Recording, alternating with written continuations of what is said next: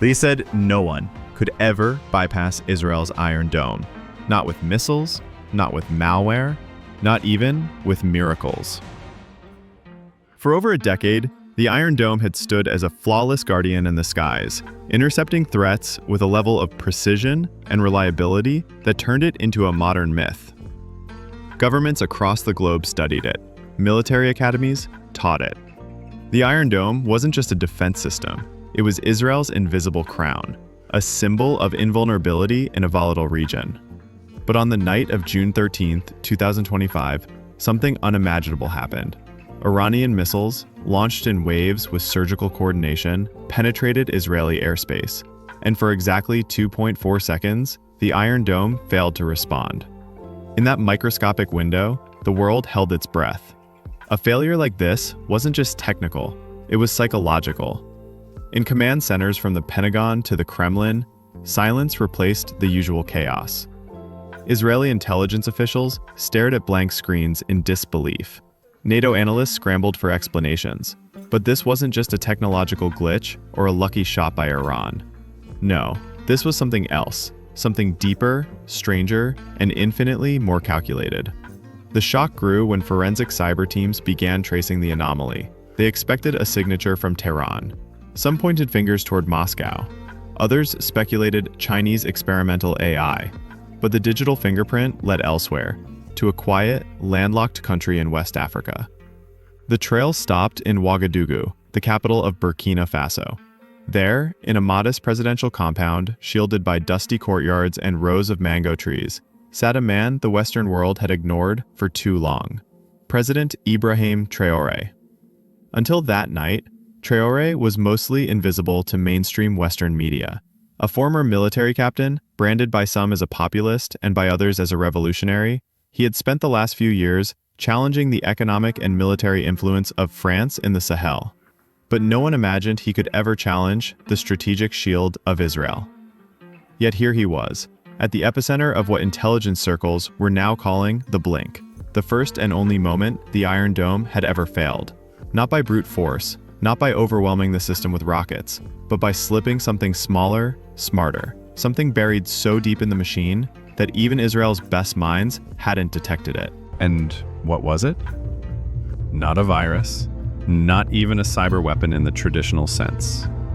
It was a timing signal, a micro-algorithm introduced months earlier into the International GPS Synchronization Relay that coordinates communication satellites and defense systems.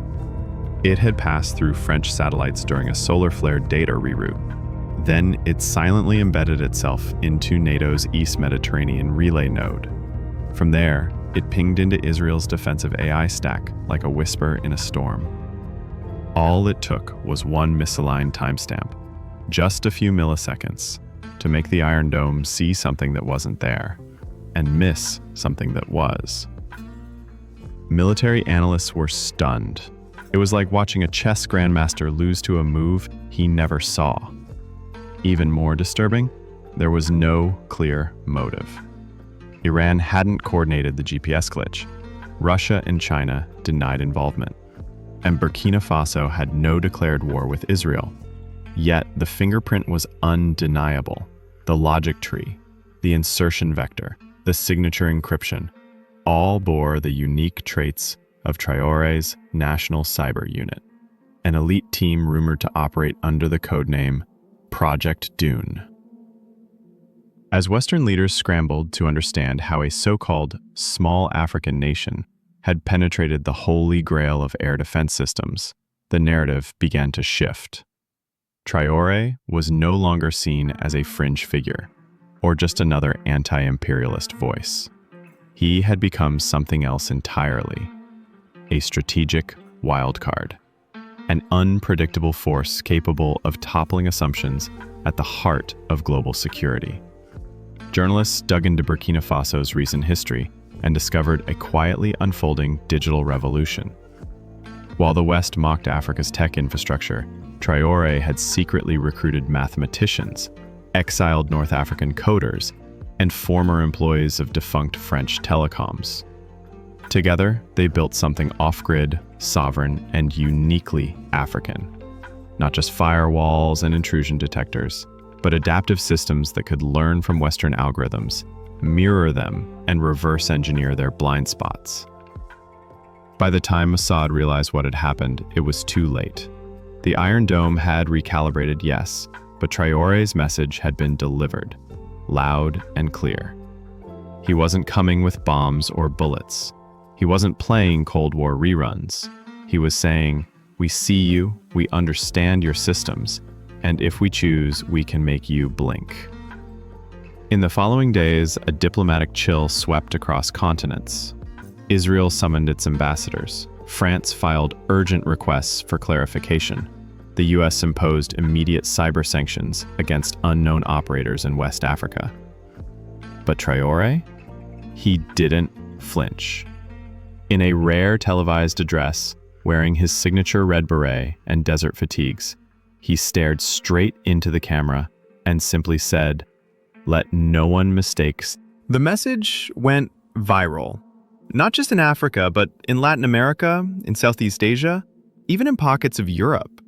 Across oppressed and overlooked regions, Ibrahim Traoré had become a symbol, not of aggression, but of strategic defiance. He had shattered the myth of invincibility that surrounded modern defense systems and exposed the world's over-reliance on technological supremacy. With one blink, he reminded everyone, even the strongest shields have seams. And sometimes, those seams are found in the most unexpected places. What began as a story about missile defense failure had become something else entirely. It was about narrative disruption, about who gets to be feared, who gets to be respected, and who gets to rewrite the rules of power.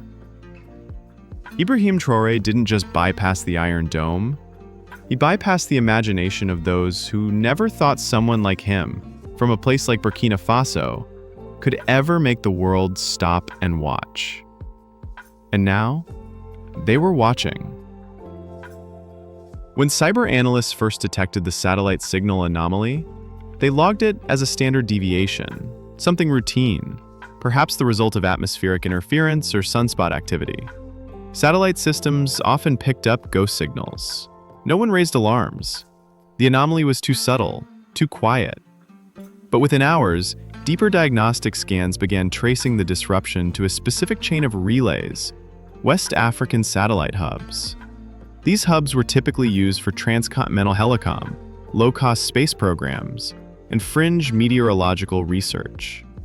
They were hardly considered relevant by global intelligence agencies. But now, as the glitch lined up precisely with the 2.4-second blink in Israel's Iron Dome, silence turned to panic. Within the dim-lit bunkers of NATO's Cyber Command, red alerts flashed across wall-to-wall screens. Defense analysts pored over satellite data streams. Encryption analysts tried to decode the pattern. The room buzzed with a question that would soon spread across every secure war room in Washington, Tel Aviv, Paris, and Brussels. Why would a small African nation interfere in a high-tension, high-risk war scenario between Iran and Israel? But more terrifying still, how did they even have the capability? The immediate assumption was that this was some form of proxy cyber warfare. Burkina Faso must have been co-opted, some theorized. Iran might have used its influence. Russia or China might have leased Burkina's infrastructure as a mask. But the forensics told a different story. The codes didn't match known Russian or Chinese signatures. There were no traces of Iranian infrastructure or linguistic patterns in the embedded code. The architecture was unfamiliar, compact, minimalist, but beautifully precise. It was custom-built and uniquely African. Not modeled on Silicon Valley in Moscow or Shenzhen. This wasn't borrowed brilliance. This was homegrown genius. What followed over the next 48 hours was a complete psychological disarmament of the Western defense doctrine. The Iron Dome had not been physically broken nor overwhelmed.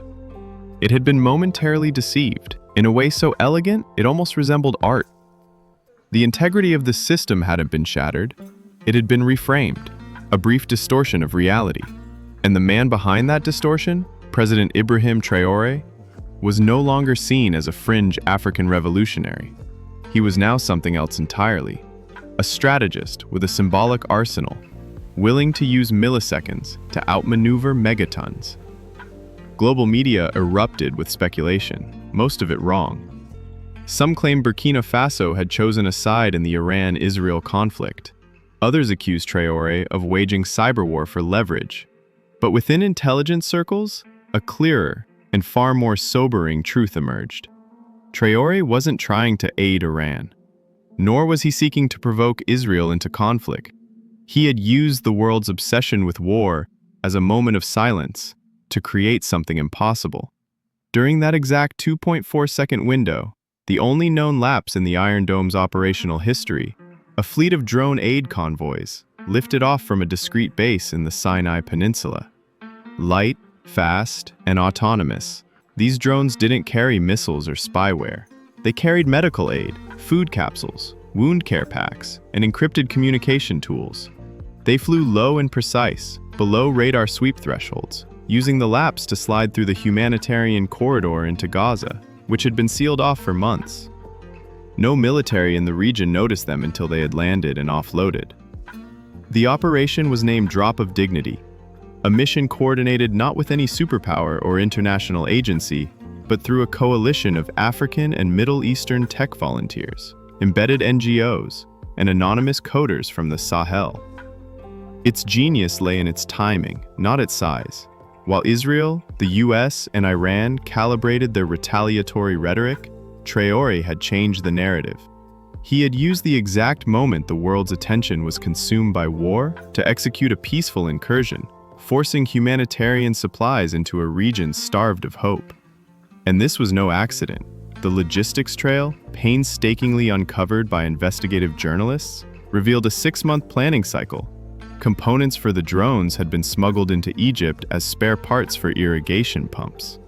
The software guiding them had been trained using weather balloon telemetry data to mimic wind conditions over the Negev. Even the AI on board was optimized for stealth, using an indigenous programming language developed in Burkina Faso that had no known correlation to Western digital libraries. It wasn't just an aid drop, it was a symbolic act of rebellion, timed with millisecond precision, against the systems that defined who gets to live and who gets to die in modern warfare. The Western media was torn. Some accused Traore of reckless interference, others painted him as a radical. But for the global South, and especially the millions in Gaza watching dusty skies light up with drones, carrying hope instead of horror, Ibrahim Traoré had become a legend. Not a warlord, not a tech pirate, a visionary. Traoré never claimed responsibility in direct terms, but in an interview aired 3 days later on Pan-African media, he said, "Sometimes to plant seeds, you must distract the crows. The crows love war, but we bring water." That line echoed far beyond the Sahel, in refugee camps in Sudan, in street protests in Tunisia, in digital forums in Brazil, in lecture halls across South Africa. Traoré's metaphor became a movement. The 2-second rebellion wasn't about disrupting war, it was about reclaiming moral agency, about using silence as a weapon against the noise of militarism, about outsmarting colonial infrastructure with ancestral cunning and modern innovation. In Tel Aviv, the Israeli Defense Ministry scrambled to harden their systems. Cybersecurity protocols were rewritten, global GPS routers were re-verified, but it was already too late. The breach had shown that no system, no matter how advanced, was truly impenetrable. And more importantly, it had shown who could now breach them. U.S. intelligence quietly initiated back-channel outreach to Ouagadougou, proposing dialogue, cooperation, even limited tech sharing. France, humiliated, tightened sanctions. Yet Traoré remained unfazed. His cabinet issued a single statement: "We are not interested in deals made in silence after disruptions. We seek justice in the open. If your systems tremble at our peace, then perhaps they are not built to last." With that, the diplomatic winds shifted again. For the first time, Western powers were not responding to a terrorist threat, not to a rebel faction, not to an oil embargo or a coup. They were responding to a moral act of cyber subversion, done not to take lives, but to save them. A move that violated no human rights, but exposed the moral bankruptcy of selective humanitarianism. Soon, universities began studying the 2-second rebellion as a case study in ethical cyber strategy. Panels debated its implications. Was Traore the start of a new era in international diplomacy, where soft power was executed with hard algorithms? Was this a new model of asymmetric humanitarian intervention? A playbook not for war, but for justice tech? In the weeks that followed, other countries began experimenting. Kenya introduced new drone humanitarian corridors in border zones. Bolivia tested blockchain systems for aid accountability.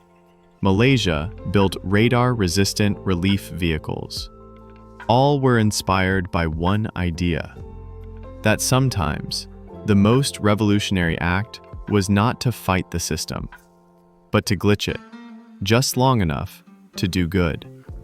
And through it all, Traore remained quiet. No parades, no speeches of triumph. He returned to governing his country, launching new digital literacy programs, expanding solar-powered tech labs in rural areas, and continuing to reframe Burkina Faso, not as a backwater nation, but as the epicenter of a rising philosophical front. The belief that justice, when coupled with precision and courage, could change the world, 2 seconds at a time. They tried to dismiss him as a glitch. But what they failed to see was that he had engineered the silence, not stumbled into it. In those 2 seconds, Ibrahim Traoré didn't just bypass the Iron Dome. He bypassed every assumption the world had about Africa, about power, and about what revolution can look like in the digital age. By the time Israeli and American cyber analysts fully traced the anomaly back to its origin in Burkina Faso, it was already too late. The drones, small, aerodynamic, silent, had reached the skies above Gaza, gliding in precise formation under the early morning stars. Each of them bore a painted insignia unfamiliar to most in the region: a golden étoile star, the national emblem of Burkina Faso, set against stripes of red, green, and gold. The payloads they carried weren't weapons, surveillance tech, or propaganda. They were parachute bundles, meticulously packed with emergency medical kits, infant formula, insulin doses, sanitary napkins, trauma gauze, water purification tablets, and handwritten notes in Arabic, French, and English. From one oppressed people to another, stand strong. As the sun began to rise over Gaza that morning, the sound of drones was barely audible, but the sight was unforgettable. Children and parents, still weary from a night of missile sirens, stepped out from shelters, tents, and broken homes to look upward. Instead of warplanes, they saw colorful fabrics drifting downward. Red, green, yellow, Africa's colors, floating against a blue Mediterranean sky. Aid was falling not from airdrops coordinated by the UN, nor from US-backed convoys, nor through brokered deals involving Egypt or Qatar. This came from elsewhere, from a continent often dismissed in discussions of global power, yet now offering something that no one else had dared deliver: dignity, without condition. There were no press cameras, no Western journalists embedded with soldiers, no staged handovers or photo ops beside flags. It was humanitarian aid, delivered not for the world to see, but for Gaza to feel. It arrived in the pause of a digital heartbeat, the same 2.4-second blink that momentarily stilled the most advanced missile defense system in the world. That pause wasn't just technical, it was spiritual. It opened a portal, not just through airspace, but through consciousness. The moment the images went viral, videos of Gazan children cradling aid bundles marked Burkina Faso, mothers holding insulin packs with tears in their eyes, doctors in overwhelmed clinics thanking a country they had never imagined as a benefactor. The world's political machinery went into overdrive. Israeli television networks erupted in confusion and outrage. "Who authorized this breach?" screamed the headlines. Prime Minister Benjamin Netanyahu called an emergency security session, flanked by top Mossad and IDF officials, as intelligence officers scrambled to make sense of the breach. In Washington, the Pentagon entered an unscheduled cyber crisis drill. The Joint Chiefs convened an emergency session. Top brass struggled to label the event. Was it a covert operation? Was it hostile foreign interference? Was it even definable within the existing lexicon of warfare? The truth that confronted them was unprecedented. It wasn't sabotage, it wasn't terrorism, and it certainly wasn't espionage in the conventional sense. It was something else, something no doctrine had prepared them for. It was, as one CIA analyst quietly remarked, a whisper against the thunder of war, and that whisper had just deafened the world's loudest militaries. Within hours, Mossad dispatched elite cyber units with one directive: trace and neutralize. Yet even their most advanced detection protocols found themselves walking through digital smoke. Every packet of data they traced unraveled into algorithms designed with non-linear logic, bouncing through servers disguised as abandoned West African weather stations and then disappearing into noise. They weren't chasing a hacker. They were chasing a philosophy, encoded, encrypted, and alive in the machine. France, still reeling from its political losses in the Sahel, took a more aggressive stance. French intelligence accused Traore of orchestrating a cybernetic destabilization campaign. State media tried to portray the aid drop as an illegal operation conducted under hostile pretense. But the footage, undeniable, unedited, unfiltered, told another story. It showed joy, not panic, relief, not fear. Mothers cheering as water tablets were dissolved into dirty buckets. Doctors administering fresh antibiotics in clinics that had gone silent for weeks. People survived that day, not because of the UN, not because of US policy, but because a forgotten nation dared to act while giants hesitated. Africa watched with pride. From Accra to Nairobi, Bamako to Algiers, headlines read, "Burkina stands tall." In Johannesburg, crowds gathered at night markets chanting Traore, Traore. In Abuja, a spontaneous youth march unfolded under the banner, "Our silence is over." Suddenly, the global south wasn't just reacting to events, it was making them. And Ibrahim Traoré had become the unexpected nucleus of this emerging axis of moral defiance. And yet, through all the frenzy, Traoré did not posture. He did not gloat or grandstand.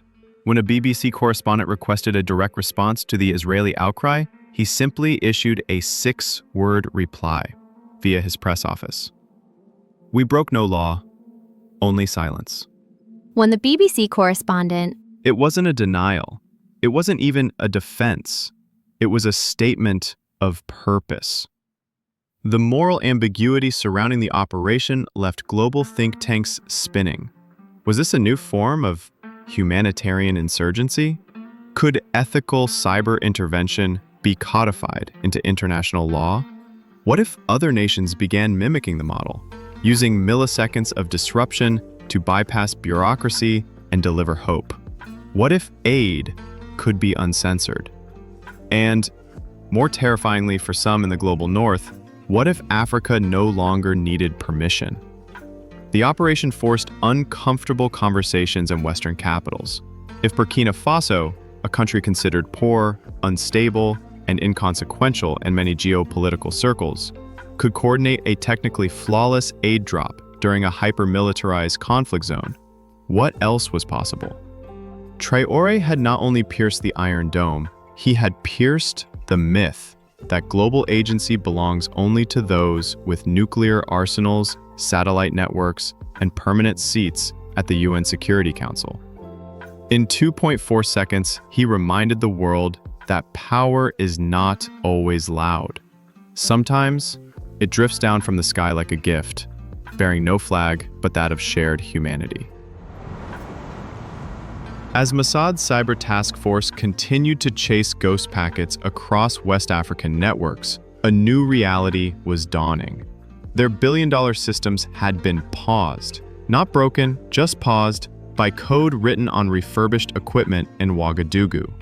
And in that pause, hundreds of lives in Gaza had been saved. No lives taken, no shots fired. Just a recalibration of what power could be. And Ibrahim Traoré, he was already 2 steps ahead, preparing new satellite relays over Burkina Faso, inviting young coders from Senegal, Ghana, and Somalia to build a decentralized aid tech alliance, and quietly funding a pan-African drone initiative focused entirely on bypassing blockades with benevolence. He knew this was just the beginning. The blink of the Iron Dome had not been a climax. It had been an opening chord. In a heavily shielded bunker beneath Bucharest under NATO's most secure airspace, a historic and unprecedented meeting unfolded. Around the cold steel table sat figures rarely seen in the same room. Pentagon generals, Mossad directors, CIA cyber operatives, and top NATO advisors. And among them, standing with calm, unwavering resolve, was the man whose name had exploded across every intelligence dossier in the last 72 hours. President Ibrahim Traoré of Burkina Faso. A Mossad colonel, expression taut with skepticism, broke the quiet. And what if Iran had used that moment to fire a real warhead? You blinked. What if they saw their window and took it? Traoré didn't blink. He didn't flinch.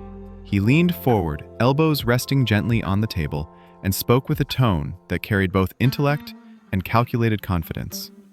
They didn't, and they couldn't, because the blink was designed for only one thing: the passage of medical drones. No more, no less. It wasn't a glitch, it wasn't an open door. It was a corridor, crafted with precision, bounded by milliseconds and algorithms, targeted like a surgeon's scalpel, not a soldier's bullet. Even those least willing to admit it knew, deep down, he wasn't bluffing.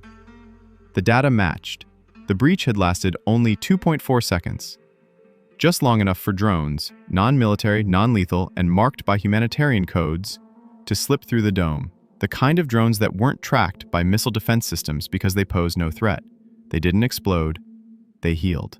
Back in Africa, the reaction was seismic. Social media platforms lit up like brushfire. Twitter, Instagram, TikTok, every app became a celebration of what many saw as a new chapter in African assertiveness. Hashtag surged. Hashtag blink over blood. Hashtag Africa intervenes. Hashtag Traore hack Iron Dome. TikTok was awash with slowed-down edits of the moment aid drones crossed into Gaza, gliding silently over checkpoints that had refused all others. African rhythms beat beneath the clips, layered with overlays of captions like, "While empires warred, Africa delivered." Instagram reels shared tearful footage of children opening aid parcels stitched with the Burkinabe flag, their faces glowing in dusty morning light, with captions that read, "They blinked, we healed." The moment became a movement. In Lagos, teenagers painted murals of drones shaped like doves, bearing the word Ubuntu. In Nairobi, university students launched hackathons in Traore's honor, exploring ethical coding, drone mapping for refugee camps, and ways to mimic what was now being called the Blink Protocol. In Accra, school assemblies sang improvised verses about the man who paused a missile shield for the sake of medicine. In Bamako, the song 2.4 Seconds topped the charts, its lyrics echoing through nightclubs and rallies alike. He blinked, we breathed. They watched, we believed. Even in corners of Europe and Latin America, anti-war activists and digital rights groups began citing the action as a new model of peaceful intervention. The idea that cyberspace, long exploited for surveillance, manipulation, and war, could be bent toward mercy electrified global ethics debates. But in Washington, London, and Tel Aviv, unease brewed behind tightly shut doors. Not because Traore's act had caused destruction, but because it had revealed weakness, not of technology, but of morality. The world's most powerful defense systems had not been defeated, but outwitted, by a man from a country they rarely mentioned in diplomatic briefings, who had no aircraft carriers, no nuclear triad, and no seat on the UN Security Council. He had only conviction and code. The Bucharest meeting adjourned without an official resolution. No threats were made, no sanctions declared. Yet every attendee walked out knowing something irreversible had occurred. Traore had rewritten the language of intervention. The moment a president had spoken the phrase, "I blinked the world's most secure defense system to let food through," the rules had changed, not just of cyber warfare, but of humanitarian agency.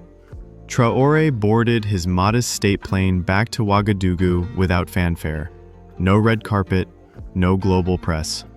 Just encrypted messages from African leaders waiting in his inbox asking, "How did you do it?" And more importantly, "Can we do it too?" Because now, they believed. The legend of the Iron Blink was no longer a rumor. It was a precedent. And deep in Burkina Faso's newly built Cyber Coordination Lab, formerly an abandoned French telecom warehouse, young engineers worked under solar panels and old Soviet wiring. They weren't building malware. They weren't creating exploits. They were mapping next corridors.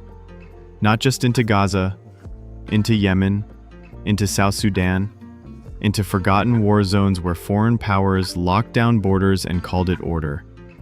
But Traore had proven you could breach silence without breaking systems. You could pause death, not with missiles, but with milliseconds. And as African skies lit up with promise, the world began to watch not with suspicion, but with wonder. In Washington, the mood shifted, from clenched fist outrage to a kind of wary, almost reluctant respect. The initial instinct was to punish, to issue loud condemnations, to frame President Ibrahim Traoré as a destabilizer in a region already on the brink. But the situation wasn't that simple, and everyone in the West Wing knew it. Because to denounce him would mean exposing a painful truth, that the Iron Dome, the pride of Israeli defense and an unofficial extension of American military might, had been bypassed. Not by a rival superpower, not by a rogue nation with nuclear aspirations, but by a non-aligned African state, historically seen as geopolitically peripheral, and not for war, but for humanity. Behind closed doors, the West's most powerful advisors engaged in tense, untelevised debates. Should Burkina Faso face sanctions? Should diplomatic pressure be applied? Should aid programs be quietly frozen? While policymakers stumbled over moral calculations, think tanks and defense scholars began dissecting what had just happened. Soon, whispered conversations in cyber defense rooms turned into written doctrine. A new term emerged across classified policy papers and ethical war journals, the Traore Protocol. Not an attack manual, not a counterintelligence blueprint, but a digital philosophy. Its premise was radical in its elegance. In a world ruled by AI, quantum satellites, and hypersonic weapons, the most potent action is no longer obliteration, but interruption. A blink, a pause, a precisely engineered heartbeat of silence in a system designed only for noise. This idea reverberated far beyond conventional military logic. It was narrative warfare at its purest form, undeniable, humane, and infuriatingly hard to counter.